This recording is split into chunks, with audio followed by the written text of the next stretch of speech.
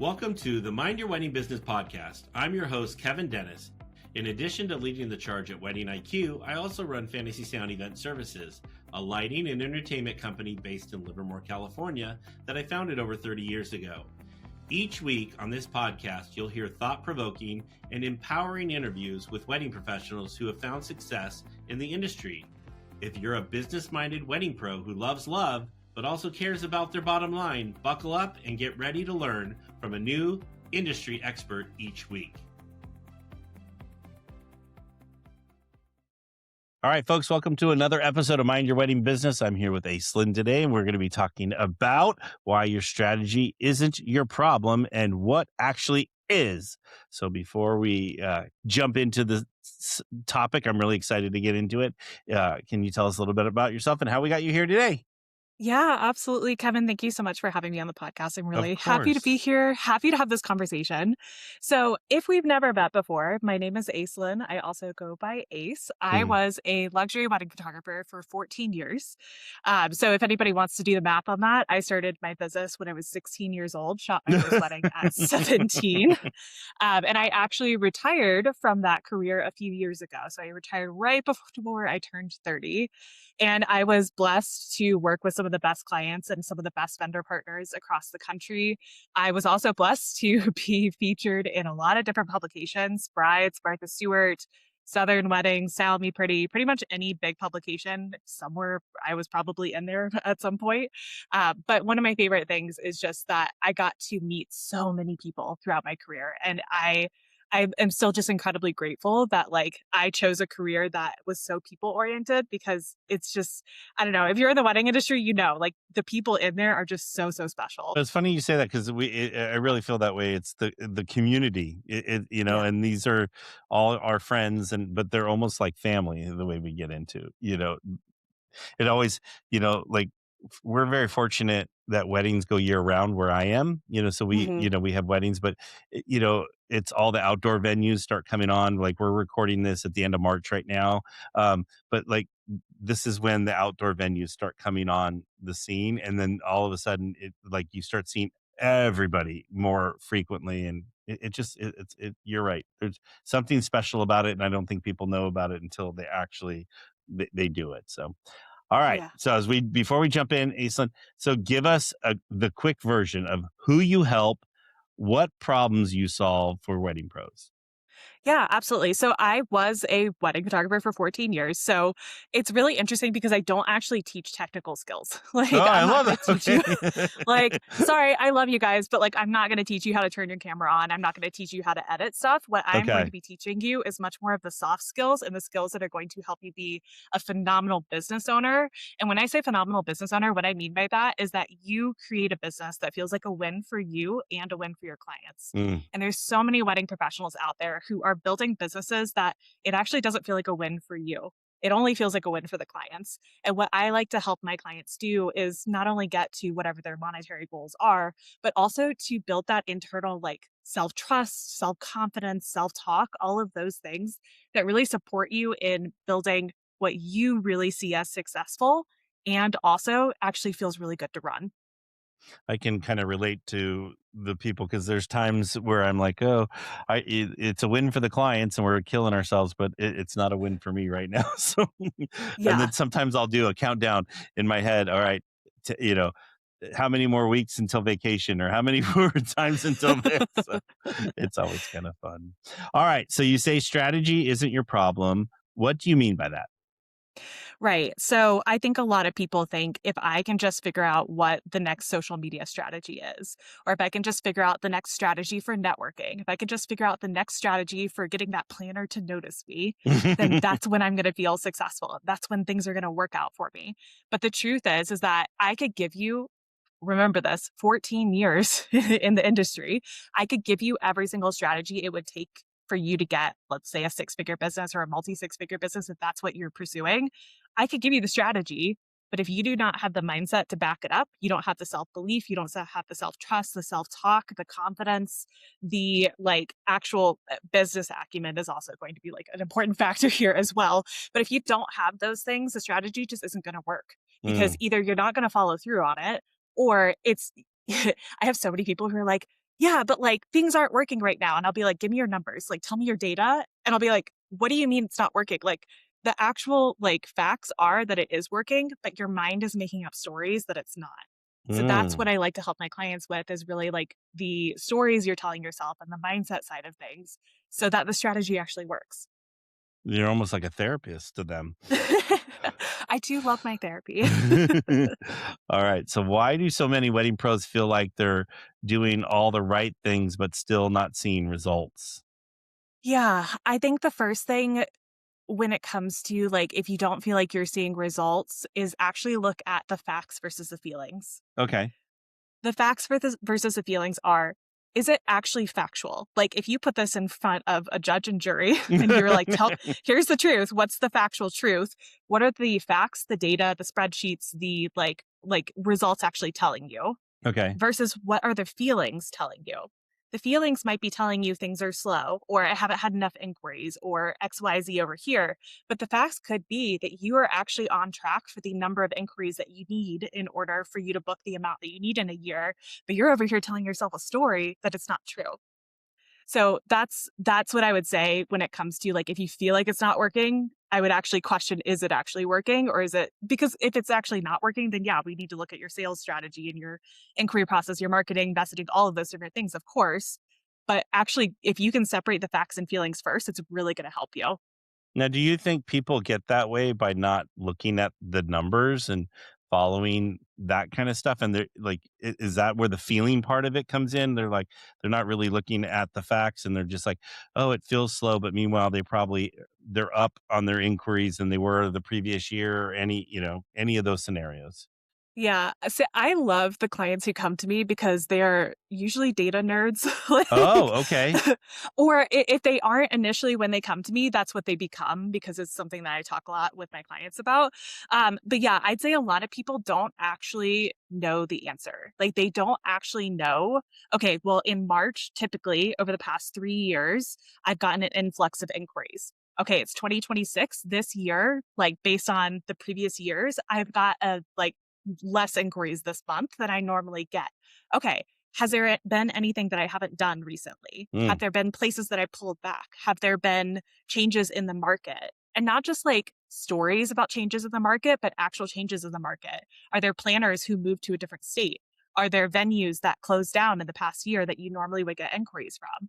So if you're just making up stories based on like feelings, that's not something that you can actually tackle versus if you're making up stories based on actual like data and actual like trends over time, that's hmm. something that you can act on a lot easier. Yeah, but and then in that scenario, I was wondering when you were saying that too, it was they were worried about inquiries, right? But what if Yeah. their booking numbers are still the same and they're getting less inquiry? You know what I'm saying? So there's so many things. I guess there's so many variables there to look at when they're going through it, and I can see how people I don't know why in the wedding industry we're so worried about how many inquiries you get instead of the Yeah. booking. Yeah, it really is because a lot of conferences I go to or different things you go to like the sales class and everyone's like, it's about the book, remember it's about the book and everyone's so focused on the inquiry side of the whole process and not so much on the bookings itself. So Yeah. There was a year when I was a wedding photographer that I had 209, I think it was 209 inquiries wow, in the year. yeah, It was a lot. Yeah, it yeah, was a that's a lot. lot to just manage. So Yeah. I want you guys to sit here and like ask yourself if you had 209 inquiries this year, what would break in your systems? That yeah. right there, because, like, we think in these, like, onesies and twosies of, like, "Oh, well, if I just had, like, 1 or 2 more inquiries, then I would be happy." And it's like, okay, but, like, what happens when we turn on the marketing machine, we turn on the messaging machine, we turn on the networking machine, and now you have an overflow of inquiries Yeah. coming in. Can you actually discern if these people are your ideal clients? Can you actually handle the amount of inquiries and follow-up and all of that kinda stuff? So, like, I want you guys to be prepared for overflow because Mhm. we can always turn on the marketing machine. We can always turn on the networking machine, the reputation machine, all of those things. We can like pull those levers, but are you actually prepared when it works? And I think a lot Yeah. of people aren't. No, and it's funny, yeah, it's funny that you said that, yeah, it makes me, like, again, they're so focused on the amount, but what if, like, you go to these conferences and so many people don't even put their pricing on their website. So Hmm. that, that's one filter already you can get rid of if you have some kind of pricing on your website, because if someone can't afford you, then they're going to move on. And why are you going to waste you have 209 people that are going to come to you and they can't afford you. That's not a you know, good Yeah. system anyway. Yeah. The Right. year that I had 209 inquiries, I only took, I think, 10 weddings that year. So like I Holy cow. I heard no so many times. I had to say no so many times.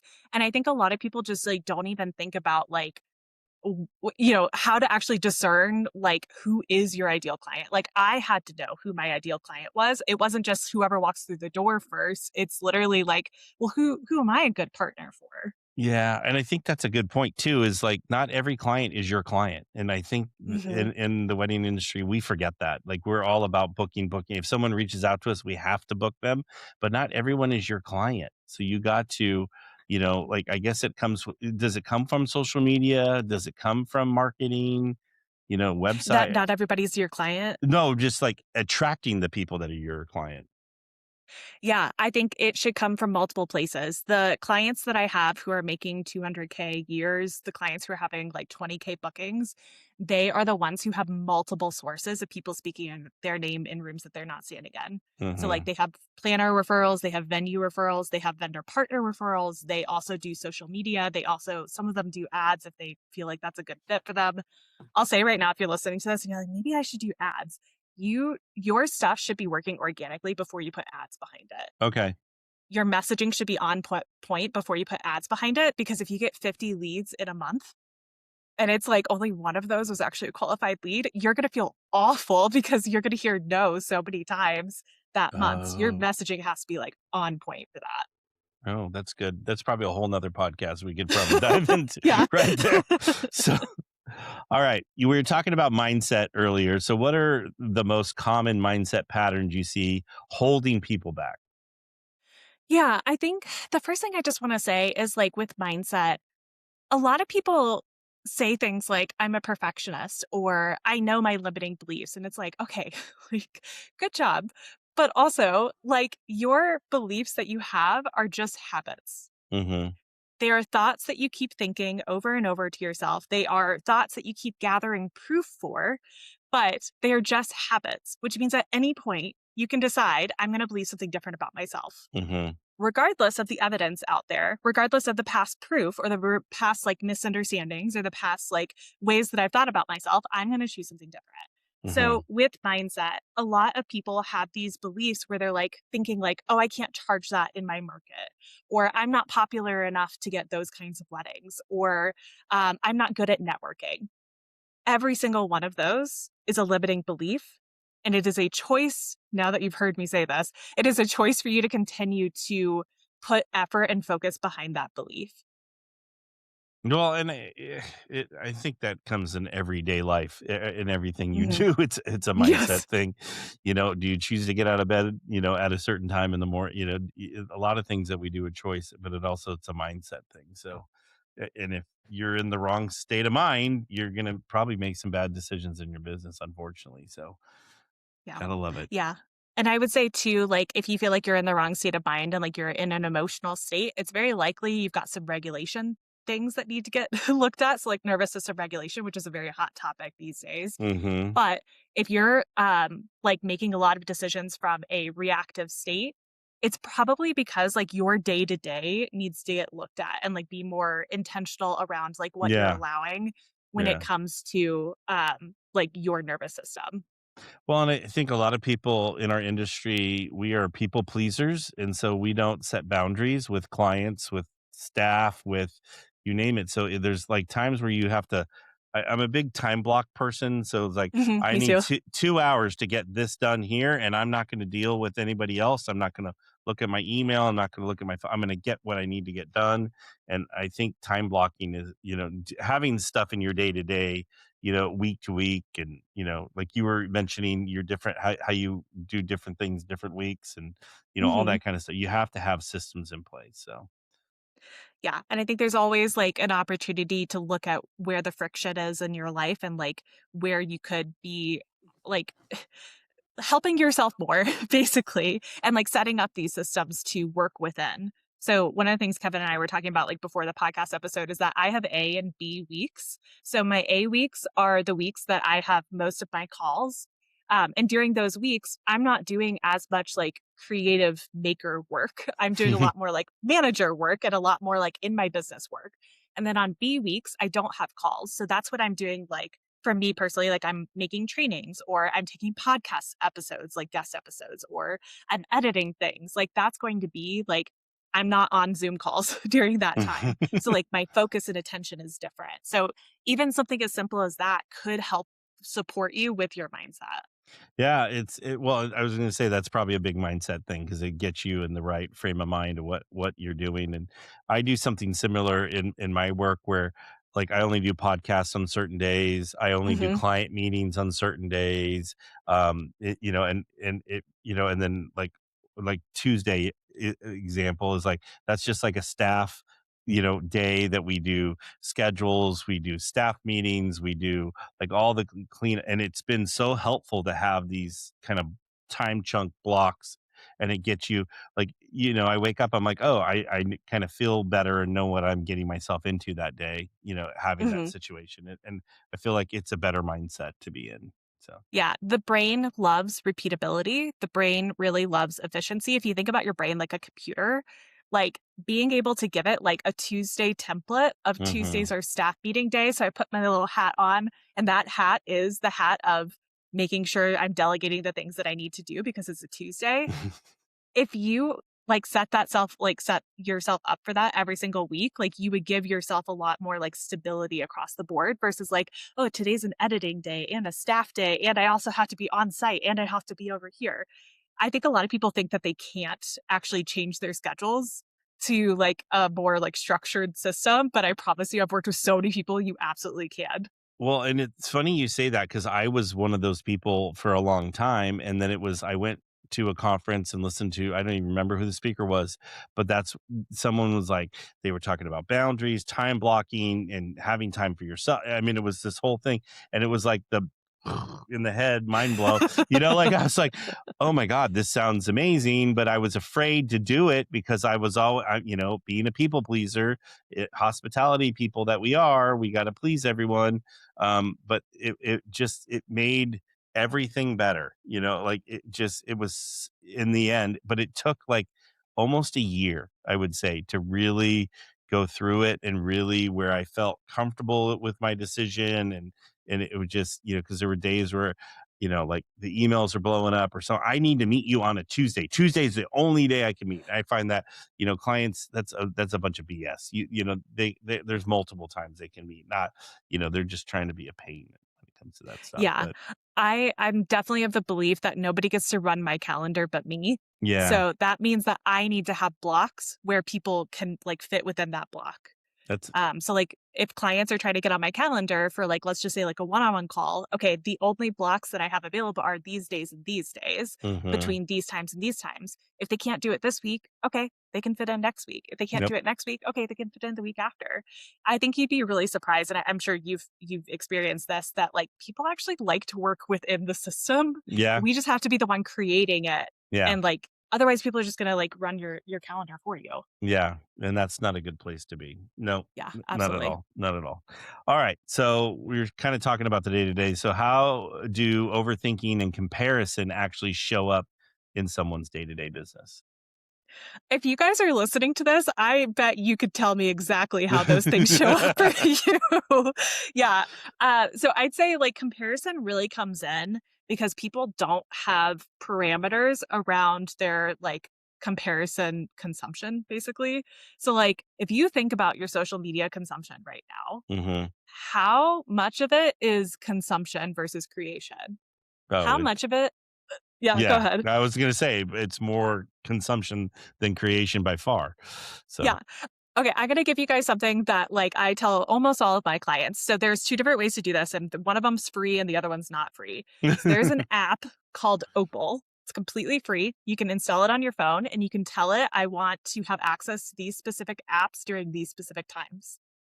So you will start to train yourself to not be on social media because you literally cannot click it on your phone. The other one is not free. It's called Brick. And this is the one that I use. My clients all use it as well. It's literally a little like square. I have it on my fridge, but you have to tap your phone on it for it to unlock the apps that you've told it that you don't want access to during certain times. So when you're thinking about like social media consumption, right now, you're just giving your brain like free access to dopamine and then expecting it to restrict itself. You Mm-hmm. might need the extra support. Opal is completely free. Brick is, I think, $60 or something like that. Um, I use Brick basically every single day. Like I brick my phone usually like 12 to 14 hours a day, Wow. which means that I get on social media intentionally. So I get on for like an hour and then I get off.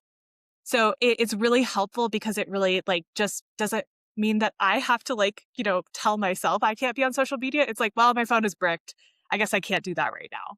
So when it comes to consumption and it comes to like comparison, make it easy on yourself. Take the Mm-hmm. assist if you can take it. No, I love that. And then we will put both of those apps in the show notes. So I want to make Yeah. sure and I'm just the whole time I'm thinking about it, and I'm like, I probably need Brick because I'll be anywhere, and the first thing I do is hit the Instagram button. Wherever Yeah. if I'm in line or waiting for something, it's probably, and then I go down a rabbit hole, and next thing you know, I probably shouldn't do that. So. Yeah, with Brick, you can actually have like different modes basically. So like I have one for like when I need to have access to my email, but I don't want to have social media access. Mm, And then I have one, so at 5 p.m. every night, my phone goes on a charger and I brick it, which means that during that particular mode, I don't have email, I don't have Slack, I don't have Telegram, I don't have social media on there. So if I pick up my phone at 6 p.m., I I can't do anything with it other than call my mom or text my husband, like but it's been so good for my sanity, and every time I share that with my clients, they're, like, just mind blown at how it feels to kind of be, like, not comparing themselves nearly as much. No, and it's probably like such a stress relief. It probably gets you in the right state of mind. There's probably so many million things out there. I have a middle school kid that I'm gonna immediately buy this brick for. So. So there's neuroscience and, like, psychology behind this, but, it takes I think it's 23 seconds for you to refocus after a distraction. Hmm. So every single time you pick up your phone or every single time you open your email tab, if you were in a flow state and you were working on, let's say, editing a wedding and you're like, okay, I want to edit this wedding and I want to finish it in the next hour, like I want to do the final edits on it, and you decide to open your phone or you decide to open your email tab, it takes you 23 seconds for every single distraction. So if Wow. you're doing that every single like minute, you're never really getting into flow state and you would do things so much more efficiently and so much faster if you were in a flow state. So I teach my clients about focus work, as well as like, the brick and all of that kind of stuff too, Yeah. because it really supports getting stuff done in a shorter period of time so you can go live your life. Well, and I've been big lately on shutting down notifications on my phone because I'm always like, Yeah. yeah, notify me. Yeah, notify. But then all of a sudden it's like, bah, da, da, and it goes like that. But when you use the brick, does it stop the notifications from that app as well? Yeah. So I don't get any notifications Oh. on any of so like I have Telegram, Slack, Gmail, and Instagram all bricked during the time that I'm supposed to be doing focus work. So I don't Hmm. get any notifications from those. That's smart. Smart. Smart. Yeah. Uh, All right. How can someone tell if they truly need a new strategy versus just not executing the one they already have? Yeah. So this is always going to be kind of individual to the person, and individual to the circumstances. But I would say when you need a new strategy, the first thing I want you looking at is, have I actually been 100% doing the strategy that I know works? And have I been doing it for a long enough period of time? Because if you tell me that you don't think social media works for you and you're only posting once every 2 weeks, and you're telling yourself, oh, but I have a strategy of posting 4 times a week, but you are only posting once every 2 weeks, you have not actually done the strategy. You're just telling yourself that you're doing something so that you can feel like you're doing something. So I would say first, like, are you actually doing the strategy is the first Mhm. thing. The second thing I would look at is like the actual data points. So like I've talked to clients about this. Sometimes they'll be like, yeah, I've heard no a lot lately and I've had like a lot of no's lately. I must need to change my pricing. Mhm. And I'll usually tell them, I'll be like, give me the numbers. give me the numbers because I can tell you whether or not we need to shift something based on the numbers. Because if you tell me that you've had, let's say, 20 inquiries in the past month, and you had out of those 20 inquiries, only 8 of them got on calls with you, and then only, let's say, 1 of them said yes to you, that is information that we can act on. That tells us we might have a problem with them getting from inquiry to the call process. Like that, like part of the process might need to get looked at. Or it might be telling you that your system is working. Because let's just say that you are someone who only takes on 10 weddings a year. If you are going from 20 people down to 8 people getting on calls down to 1 person booking, that actually could be a correct trend for what you're trying to book in a year. We don't want to book 4 people out of the 8 that got on a call if you're not trying to book a volume of people. Yeah. So that's usually what I would say with strategy is we kind of need the data in order to make decisions. And the data can tell you different stories. Like it can tell you, yes, we need to change your inquiry process, or maybe we need to change some of the template emails, or it could tell you you're actually on track. It depends on your goals. Yeah, and everyone, that's the thing. Sometimes you'll talk to you'll go to a networking event and everyone's like, woe is me. And then you're talking to someone, business is up and great. And, so it's just and I think it comes down to goals, I think everyone has a different, goal. And so therefore you can't compare, apples to apples. So, Yeah, exactly. I was going to say, you mentioned seeing if the strategy takes long enough. How long should you does it take for it to really set in, I guess? Yeah, I'd say it kind of depends on what the strategy is. So for example, with let's just say you change your content completely and you're like, okay, I'm going to start doing this style of content and I'm going to have this type of call to action and I'm going to do this many stories in a week or whatever, or I'm going to have this style of content here. And then I'm also going to have this style of content that I've never done over here as well. Give it 8 weeks. 8 weeks of actually trying the strategy. So for me, for example, I started doing something new with my content back in January. It's March. It's the end of March. Just right now is about the time that I need to be looking and looking at the data, looking at the trends, looking at the sales and seeing, is this working for me or do I need to make tweaks to the strategy? If I was 2 weeks in, no, absolutely not. That's not enough time to say it's working or not working. All right. Makes sense. So be patient, I guess, was what it comes down to. Yeah. Be patient, but also be willing to actually execute the strategy more than once. Okay. I love that. All right. What does getting in your own way actually look like in a wedding business? Ooh, getting in your own way. I would say if there's anything that you sit on, if you say, for example, I want to work with these particular wedding planners, or I want to work with these particular wedding venues, and you sit on that for 6 months, you're getting in your own way. You could make a decision. I want to work with a certain set of planners. And you could go out today and go email those planners, or you could go out today and figure out who your warm handshakes are with those planners or those venues or whatever it is. So I would say one of the ways that you are getting in your own way very likely is if you're sitting on anything. And I want you to ask yourself right now, is there anything that I've said I'm going to do, but the action isn't actually there yet? Or is there anything that I've said is important to me, but I'm actually not showing up like it's important to me?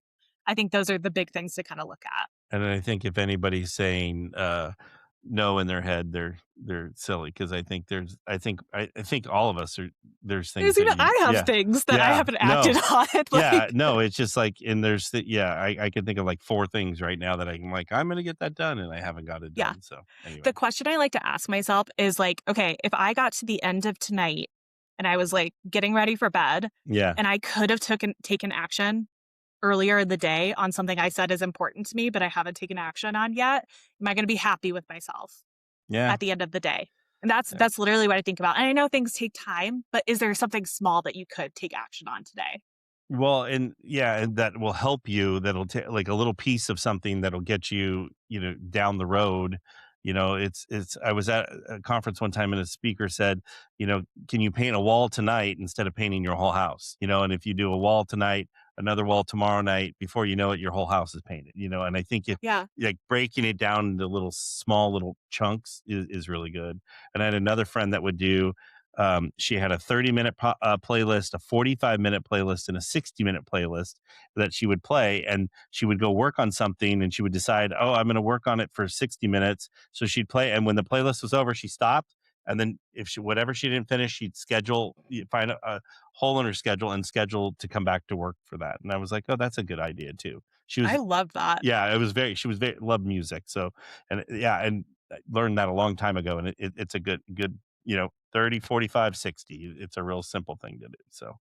Yeah, I've done a lot of focus work like in my lifetime, and I teach my clients this too. But one of the things I've been doing since I think probably like December or so like not quite like 3 or 4 months at this point, is I will monotask, and then I have a consequence if I don't finish the task or if I don't make effort on the task. So lately what I've been doing is I set a timer for 30 minutes, and let's just say it's a task that I think will take me 30 minutes. That's the other thing too, is if you can estimate the amount of time be real with it. If you're like, oh, I want to like redo my entire website, and you give yourself 30 minutes, like, no, that's, that's not the amount of time it takes. But if you're like, okay, I want to make this like weeks of content and I want to get one of them done in 30 minutes, that's reasonable for most people. So what I've been doing is if I set myself a goal and then I set myself a timer of 30 minutes and I don't finish the task, or I got distracted, or I like went off and read my email, or I like scrolled or whatever, I have to do 10 push-ups. So and I hate push-ups like so much. I was going to say, do you like them?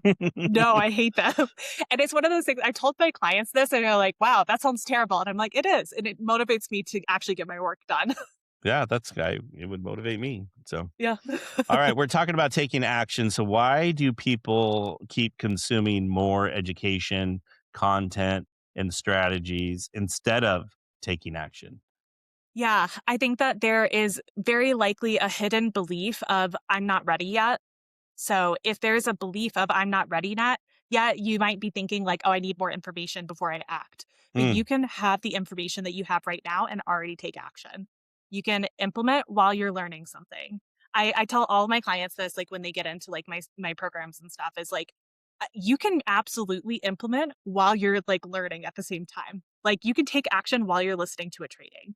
So what I would say is instead of buying another course or instead of listening to another podcast, also instead of like talking to another vendor friend, ask yourself like, okay, what actually could I take action on right now? And if there's any fears or beliefs coming up around like why you can't, ask yourself, is that actually the truth?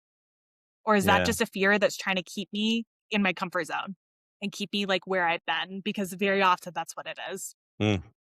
Back to the mindset thing again, I think. All of it. Yeah. All right. So how does perfectionism slow down the growth in a wedding business? Yeah. Perfectionism is one of those things that people will tout as a identity. Like, oh, I'm a perfectionist.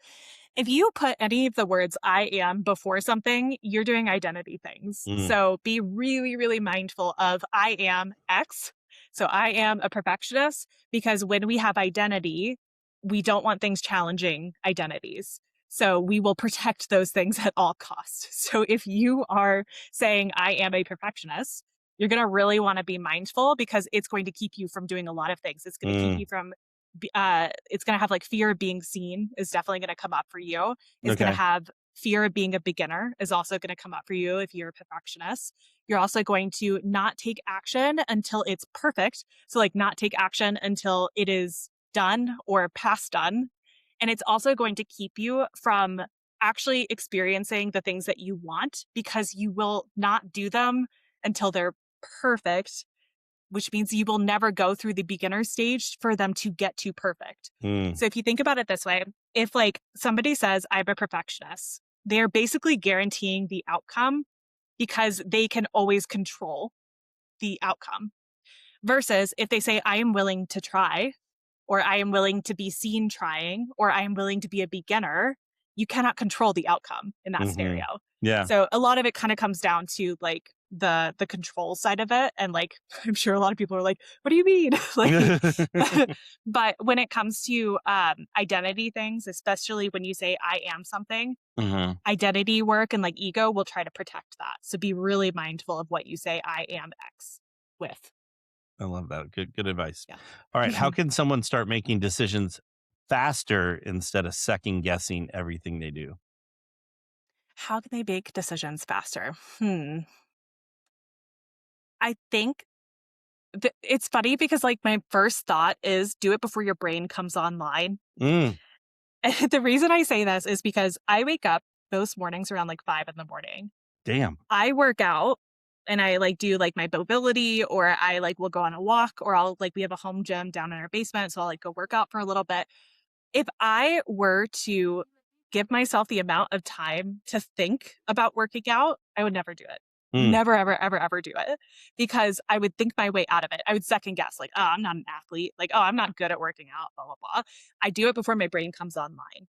So if you can give yourself tasks that you might currently second guess yourself on and do it before your brain comes online and before you can like fight yourself, basically, I think that could be a really, really good way to move faster. I think also if you can take it out of the public eye. So like if you are second guessing yourself by texting your vendor friend and asking if they think it's a good like idea to do this thing, stop doing that and do Okay. it within the own bubble of like, okay, but this is my business. These choices are my choices because I am the CEO of this company, which means that I have to choose for myself. I don't need the validation of somebody else before I go take the action. So I would be kind of questioning like, what is making you move so slowly? So like for me, like with like working out, it was that I knew I would resist it if I was awake enough to resist like Oh, that's actually funny. like being somebody who works out. So Yeah. otherwise, like I would just never do it. But yeah, I would take it out of like the ability for other people to give you validation from it. And then I would also just like remove the friction to it. Yeah. And I think friction is the big, there's always, and that slows people down when there's friction. So Yes. Yeah, yeah, absolutely. it really does. So, all right. What's one mind shift that creates the biggest change in results for your clients? I think I would say it's remembering that your beliefs are thoughts that you keep thinking, and that at any point you can change, and at any point you can choose a different thought and you can play with that thought, and being so incredibly curious. Why not you? Like Yeah. if you're someone, yeah, like if you're someone who's like, oh, like I'm not good at networking. Well, why not you? Why can't you be good at networking? Who says you can't be good at networking? If you have proof in the past that you aren't good at networking, is that even true? Or is it just something you're telling yourself so that you don't have to do the uncomfortable thing of being uncomfortable? I think the other thing I really like to talk to my clients about too is just like, we have to train ourselves that there's going to be discomfort. Like, if you're growing in any capacity, there's going to be discomfort. So it's actually okay. And like discomfort and pressure are not actually a bad thing. They are showing you your patterns. They are showing you the behaviors that might need some like work. So if you can get comfortable with putting yourself in scenarios where you're like, oh, this is new for me, Okay. you're going to train yourself to be like, this is new for me is actually exciting, not something that's scary. So that's a lot of what I do with my clients. They'll be like, but I don't want to email this planner. Like, what if they don't like me? And I'm like, what if they don't like you? What if? Yeah. So what? There's Yeah. thousands and thousands of them.